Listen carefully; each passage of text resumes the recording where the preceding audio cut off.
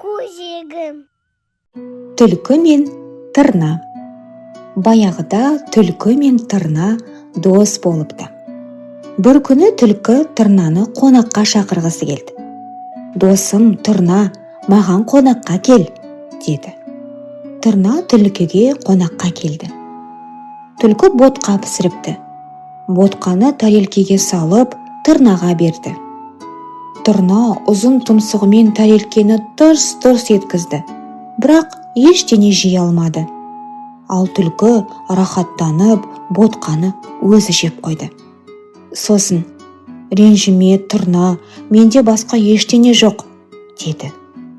«Рахмет, түлкі, ертең сен маған қонаққа кел», деді тырна. Ертеңіне түлкі тырнаға қонаққа келді.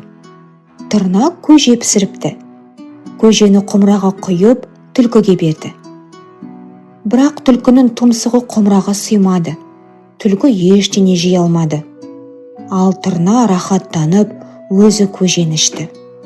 «Түлкі, досым, менде басқа ештеңе жоқ», деді. Ештеңе айтпай, түлкі кетіп қалды. Содан бастап түлкі мен тырна дос емес екен.